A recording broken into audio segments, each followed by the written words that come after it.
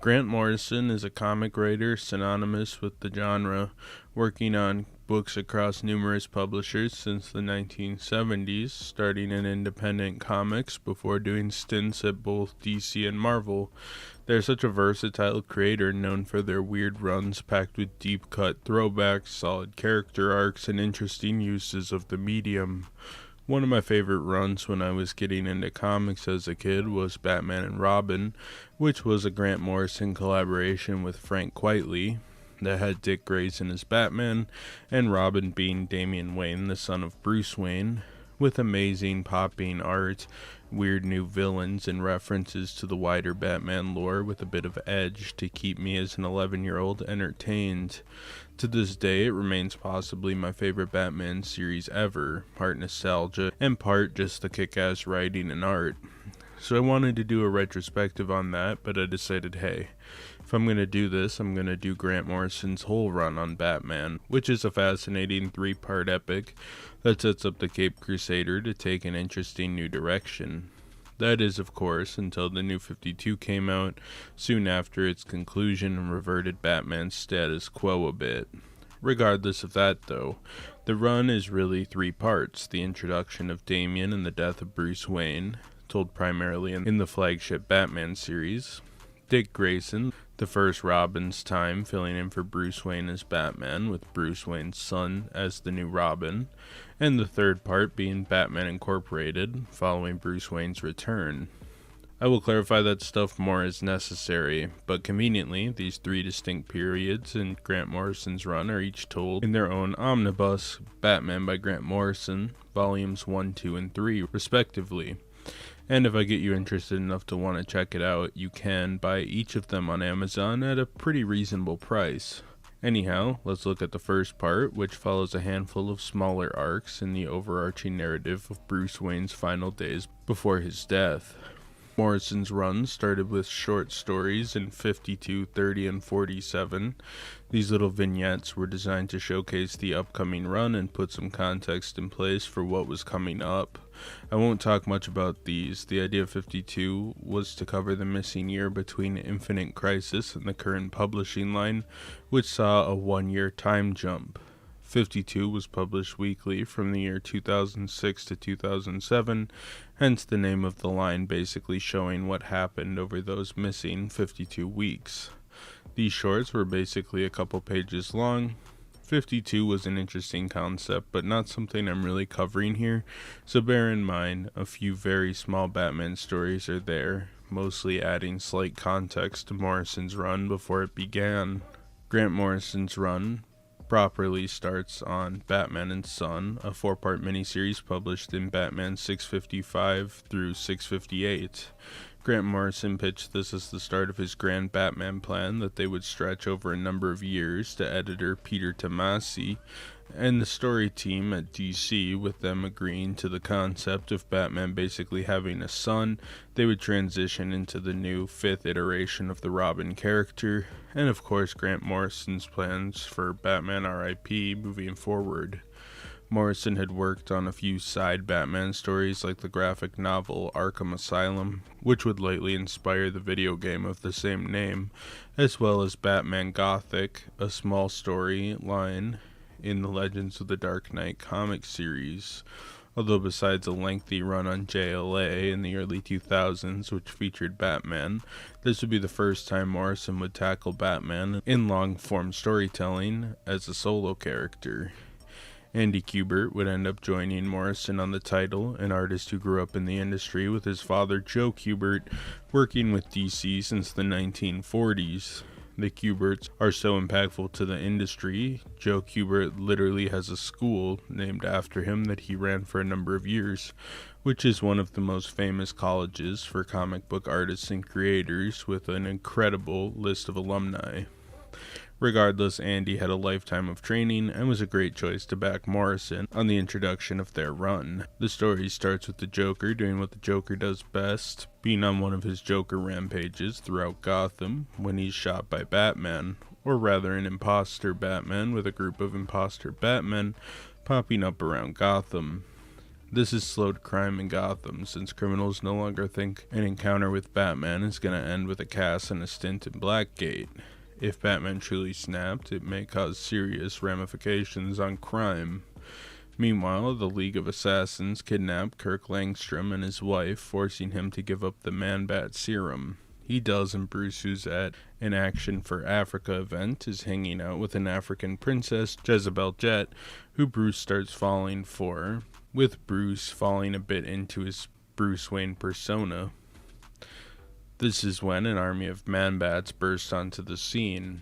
Alfred manages to get Bruce's bat suit, and Batman starts fighting these Man-Bats, who he largely keeps at bay until reinforcements arrive and overwhelm him.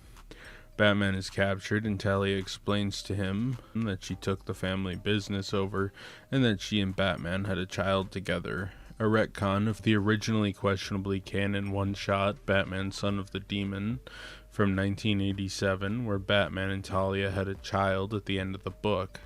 Talia claimed it was a miscarriage, but was shown to be born, only to never be mentioned again, until this series at least.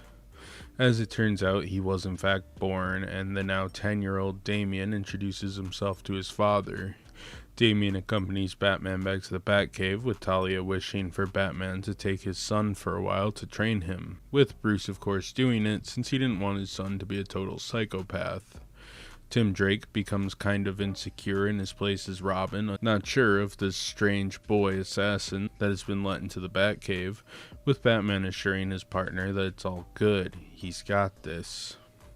Though this is when Batman is called off to fight the obscure villain, the Spook, who manages to take the mayor hostage. Batman knows he could take care of this no worries, so he leaves Tim and Damian at the cave. However, when he goes to confront the Spook, the villain is found with his head chopped off, as Robin offers an olive branch to Damian, wanting to spar to see his skills, though before this can happen, Damian gives Tim the Spook's head.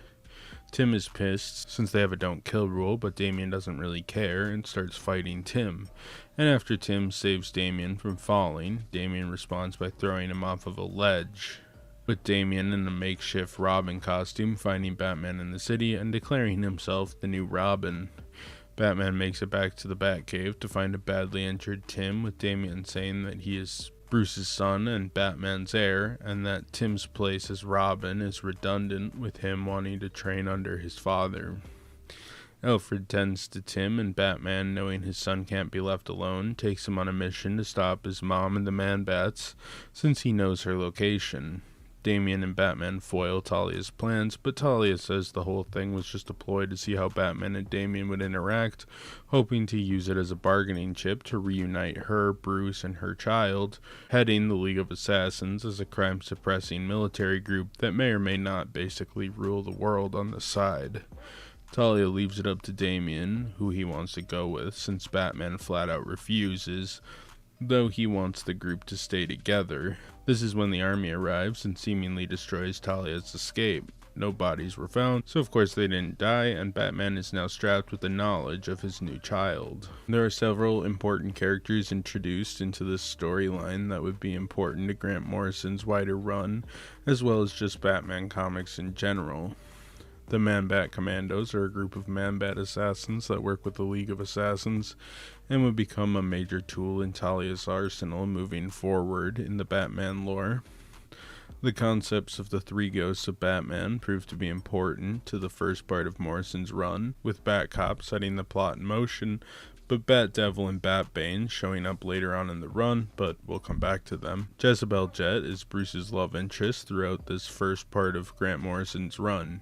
She comes into play often, and of course we'll come back to her more as well. Though the most notable introduction in this series was Damian Wayne, though he cameos as a baby in Batman Son of the Demon, that was kind of a retcon. The character is largely introduced here, being Batman and Talia's angry son, who, as we go on in the series, will become Dick Grayson's Robin, though he still holds the title of Robin to this day, about a decade and a half after all that was super relevant.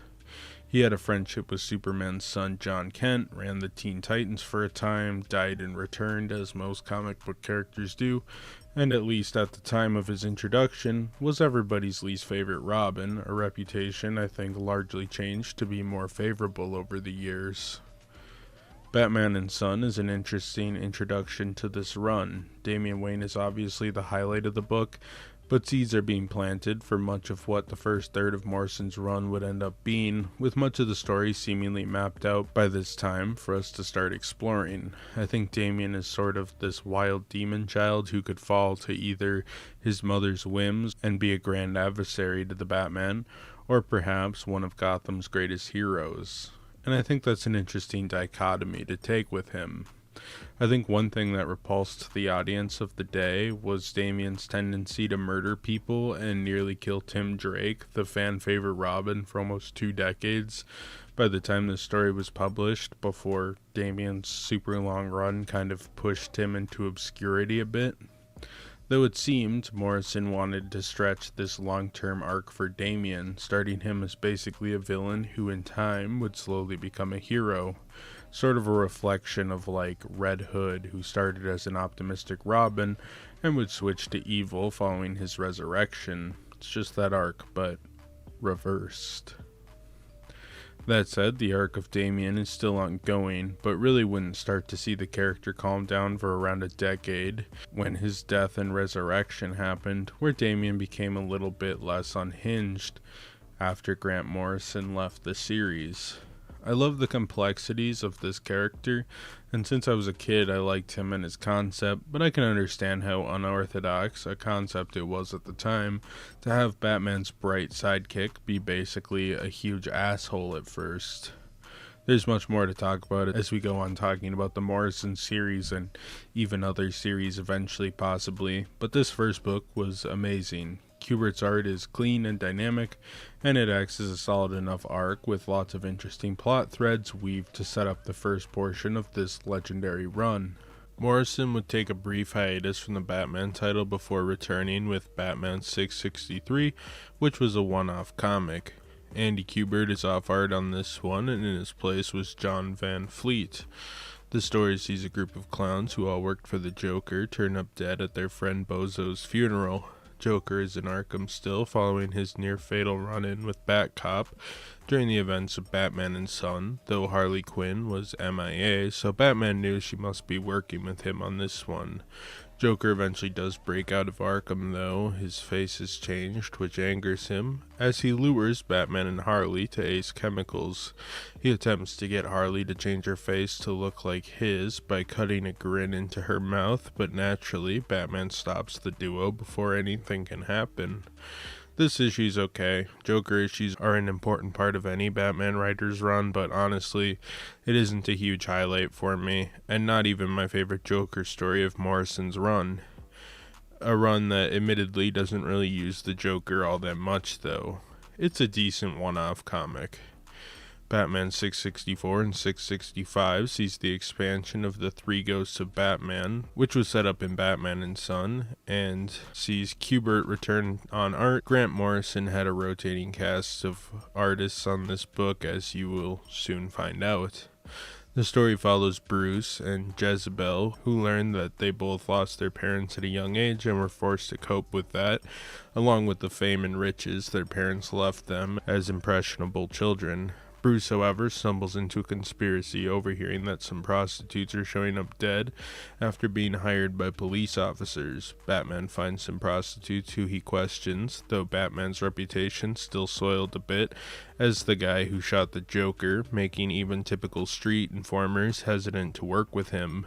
Eventually, Batman runs into Batbane, one of the 3 Batman ghosts, with Batbane defeating Batman the way Bane defeated Batman. Though as Batman blacks out, he realizes this is connected to the Black Book. The prostitutes decide to help Batman, seeing that he was injured, getting him to safety as Alfred pulls up to help Bruce.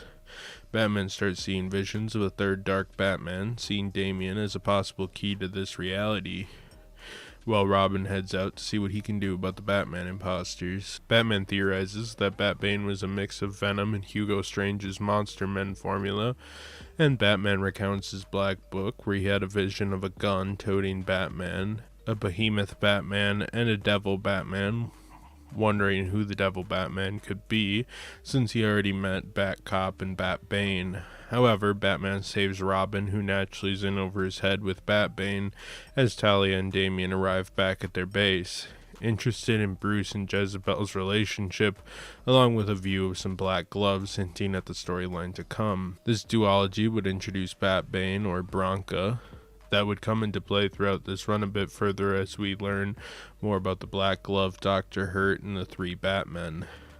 The Bat Devil also cameos for the first time. He is Michael Lane, who would also go on to be the second Azrael for a few years, but that's a story for another time, I suppose.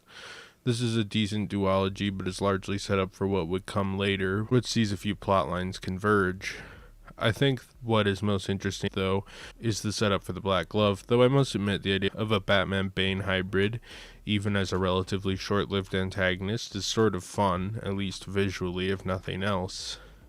Batman 666 was an issue done by Grant Morrison and Andy Kubert, which shows a possible future of Damian Wayne taking over as a dark evil reflection of Batman. If they gotta do it, 666 is the number of the beast, so I guess that's what they chose to do.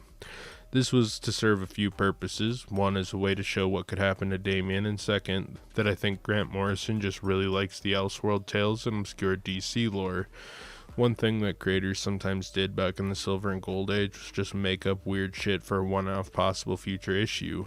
This trope started at DC Comics with Real Fact Comics number 6, a comic that figured the only thing that sold better than the real facts it was toting on the cover was some made-up bullshit, and the book just told a bunch of sci-fi future stories.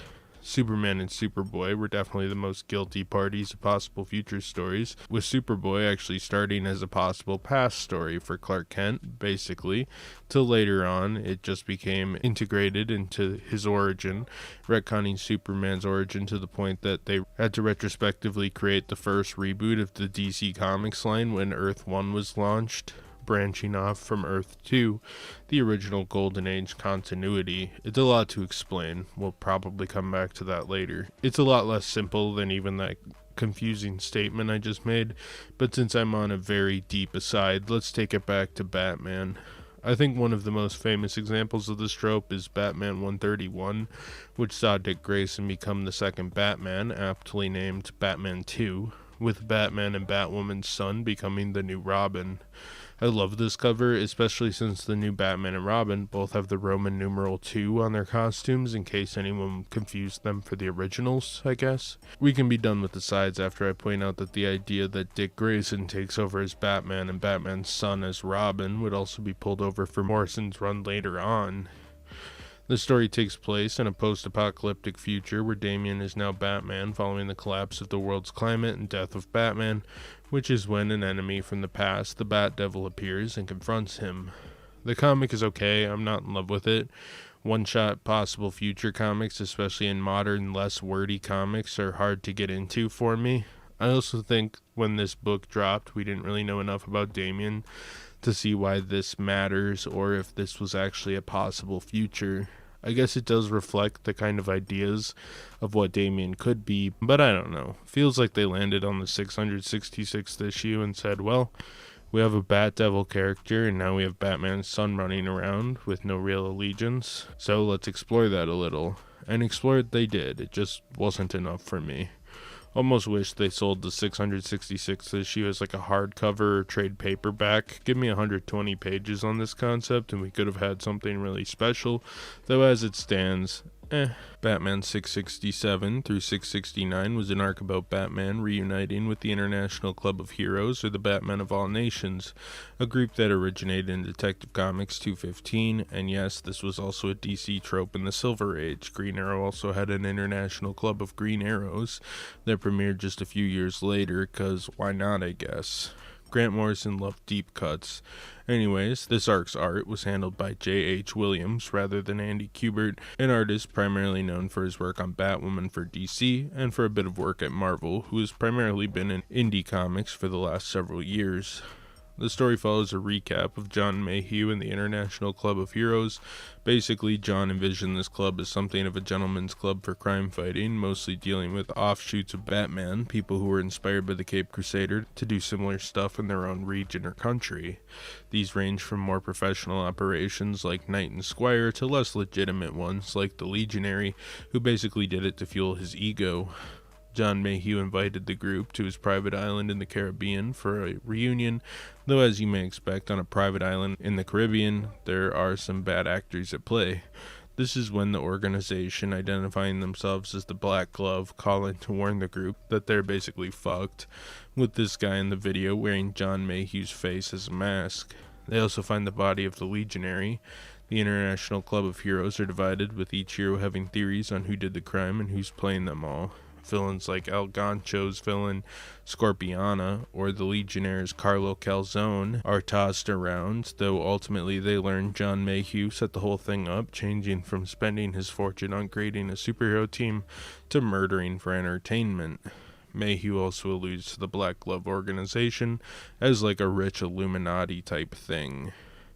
What is most notable about this little mystery story is that it starts laying the seeds for Batman Incorporated, which is essentially the final part of Morrison's run, which we will come back to way down the line. I thought this was one of the more fun arcs of Morrison's first run. It's a bloody mystery, but I always find these cast of character murder mysteries to be fun, if occasionally compelling. I also think these obscure Batman of other nations, and the kind of shady reasons they all came together, is sort of fascinating. Batman also basically just eyeballing the people who actually take crime fighting seriously and who kind of just play masquerade, which I thought was a pretty fun aspect of the series. I also think that Knight and Squire, who Morrison created in 1999 as cameos, basically were great. I think Morrison cooked on expanding the idea of Knight and Squire from their initial Silver Age appearances, so it was all pretty good stuff. Batman 670 and 671 sees the return of Damian as part of the Batman line crossover, the resurrection of Ra's al Ghul with Grant Morrison and Tony Daniel on art, who would take over as the main artist on the series from Andy Kubert from here. The wider story sees the resurrection of Ra's al Ghul, though these issues specifically deal with Damian's relationship with the whole scenario, along with Batman and Ra's getting into a bloody battle leading to both of their near deaths. The issues Morrison did for this story are solid, but it is really only on one portion of the story. In his book, they did the conclusion largely and the minor Damian stuff. It was all cool, along with the fight with Ra's and the Sensei, but it's pretty meh if you don't read the whole story. Batman 672 through 674 sees the conclusion of the Batman Imposters storyline, along with some material on the Black Book, the Black Glove, and is a pretty direct lead-in to Batman R.I.P. The third imposter, Batman, the Bat Devil, is awakened in Gotham as Bruce is enjoying his time with Jezebel, and the pair get more serious with rumors of their possible wedding in the near future. While on a date, the pair are interrupted with the bat signal, since the GCPD building was set ablaze by the Bat Devil, who, much like the other three Batmen, were former GCPD officers. Batman gets away from the date and crashes the GCPD situation where he's shot with a flare in the head with mere minutes before he dies. This is when Batmite appears to Bruce in a near-death hallucination, which sees Bruce imagining various times in his life, including a time years earlier when he volunteered for a space experiment which saw him isolated for 10 days, causing him to go mad and hallucinate that Robin died. This is a direct reference to Batman 156 from 1963. Morrison loves their lore, as I always say. Anyhow, Bat Devil resuscitates Batman to torture him. During his torture, though, Bruce remembers that Simon Hurt was part of an experiment to train replacement Batmen should he ever die in battle. This led to Hurt learning the only way to make his own Batman would be to break them the way Batman was broken when his parents died. Hurt created Batcop first, but he didn't have the mental damage, so Batbane was next, who was souped up with Hugo Strange's Monster Men formula as well as some venom, which made him crazy and caused him to kill his entire family. Finally, Bat Devil, who's the most crazy after his family was sacrificed by a satanic cult. Dr. Hurt put code words into the head of these Batman and hypnotized the real Batman into forgetting the whole affair, so he was unaware these other Batmen existed until Dr. Hurt finally wanted to call them back in action for his big plot against Batman. Batman escapes with Bat being killed in the ensuing battle, but realizing that he's potentially able to fall victim to hypnotic messages, Batman knows he has to do something dramatic next time Hurt pulls up on him. I like this book. The Batman imposters are pretty interesting. I think Hurt is also cool, even if some stuff is a bit convoluted. I also just love how Morrison incorporates lore, both really old and newer, into comics throughout, which gives such importance to Batman as a long-term legacy of a character. It's pretty solid. Another good issue. Batman 675 sees Jezebel find out her boyfriend Bruce Wayne is Batman, and he lets her into his world fully. Not a ton to this one, but it's sort of like the Batman 1989 film, where he just kind of tells Vicky so she won't be mad at him. It's pretty okay, nothing too groundbreaking. The culmination of the first act of Grant Morrison's Batman run takes place across the miniseries Batman R.I.P., which is featured through DC Universe 0 and Batman 676 through 681, with Grant Morrison's grand crossover book, Final Crisis, largely and importantly contributing to the story of Batman R.I.P. DC Universe 0 largely has a quick preview of Batman R.I.P. with Joker warning, someone will come to hurt Batman, an allusion to the villain of this book, Dr. Hurt. The book follows the Bat family taking it easy since crime in Gotham is very slow right now, with Batman and Jezebel continuing their whirlwind love affair, her now in the know about Bruce's secret identity. Jezebel gives Bruce an invitation that invited her and Bruce to the Black Gloves party, with the group holding strange, macabre parties. Meanwhile, one of the Black Glove members also invites the Joker to the party. Batman tries investigating the supposed Black Glove in the streets of Gotham, but has no luck, with Commissioner Gordon pointing out they haven't had any records of such an organization, though there is an old film about the Black Glove he might want to check out, since some of the material in that film parallels real life. Black Glove boldly claims he can crush Batman, hoping to break his mind and spirit. If he could psychologically break Batman's tough mind, he could potentially bring him down as a whole. These attacks begin as the newspaper drops a story slandering the Wayne family with doctored evidence, saying things like Thomas Wayne faked his death, Martha was a drug addict, and Bruce was an affair baby between Martha and Alfred, among many other things. Batman and Jezebel are in the cave and see some graffiti that says Zur and R, which leads Batman to telling Jezebel to flee the cave as he's attacked by Black Glove thugs. The Bat family is all starting to be attacked across Gotham as Batman's Zur and our personality is awakened, along with the hallucination of Batmite. Okay, so a bit of context here. Batmite is an imp from another dimension that's a huge Batman fan, though in this comic he's actually a product of Batman's mind. Zur-En-Arrh was a planet originally that had its own Batman, the Batman of Zur-En-Arrh, who was also just a big fan of Batman, basically. Regardless, for the sake of this story, Zur-En-Arrh is a contingent Batman made up and hid away in his self-conscious to become in the case of a psychological attack. The only thing keeping this ramshackle Batman in line is Batmite, so basically it means Batman is in some shit. The Black Glove wound up taking over the Batcave and booby-trapping it while masquerading as Thomas Wayne, back in his old Batman masquerade costume. Another obscure Batman reference, but I can't go over all of it.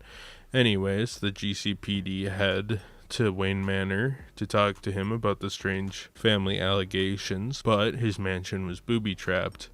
Dr. Hurt takes over Arkham Asylum with Jezebel their hostage and freeing the Joker since he heard Batman was back. This crazed Batman starts rampaging through Arkham Asylum as Gordon and the GCPD get to Bruce's house to find Damian and Talia looking for Bruce. Joker seems to have Jezebel hostage in a room, and Batman jumps into action to save her as the veil is lifted and we learn Jezebel was working as part of the Black Glove the whole time. Batman comes to in a straitjacket in a coffin with the Black Glove and his people gathered around it in a mock funeral. Batman kind of comes to his senses and, of course, being Batman, breaks free, determined to end this weird masquerade once and for all. After his escape, Jezebel says all these elite are untouchable and nothing was going to happen even if he wins. Batman points out he knows the tea on Jezebel and that she basically was won in a gambling match and is a puppet of her own country. He basically says fuck y'all though and heads out to find Dr. Hurt, the man behind it all. Dr. Hurt claims to be Thomas Wayne, but Bruce reveals that he knows the truth. Dr. Hurt is actually Mangrove Pierce, Thomas Wayne's double, looking shockingly similar to untrained eyes, who ended up acting in the Black Glove film for John Mayhew, the man who created the International Club of Heroes back in the day. Hurt tries escaping, but his helicopter crashes, with Batman downing it in the Gotham River.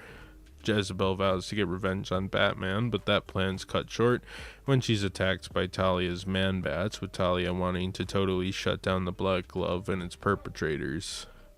This book kind of wraps up Bruce's final arc that were set up by Grant Morrison, and it's a fun little event with lots of fan service, as is pretty standard with Morrison, and cool imagery from Tony Daniels, who's an amazing Batman artist.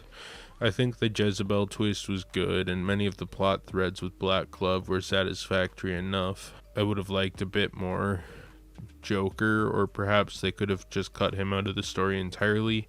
He felt a bit half-baked, but since this was going to be the lead-up to Bruce Wayne being put on ice for a few years, I understand why it went the way it did, and I think it was a satisfying and personal enough arc for the hero. So the month following Batman R.I.P.'s conclusion came Final Crisis number 6, which showed the death of Batman at the hands of Darkseid, or at least what seemed to be his death. Don't worry, we will cover all that in part 2 of my Grant Morrison Batman Run videos. But the long and short of it is, Batman dies fighting Darkseid, shooting him with an Omega-powered bullet that was used to kill the new god Orin, breaking his firearms rule, but sometimes you gotta crack an egg to make an omelet, and being killed by Darkseid in the process through his Omega beams. Final Crisis is also written by Grant Morrison, so it all ties together. This isn't something Morrison was just sort of forced to run with, which honestly happens from time to time in comics. Following Batman R.I.P. and taking place before Final Crisis, there are some conclusion issues in Batman 682 and 683. 682 shows Alfred's perspective on Batman's life, only it's not Alfred at all, it's actually Batman's brain. Kind of. Actually, it's a clone of Batman from some new gods who are trying to make an army of Batmen that will fight for Darkseid. Batman escapes and of course wants to head over to Darkseid, leading to his death at the hands of Darkseid.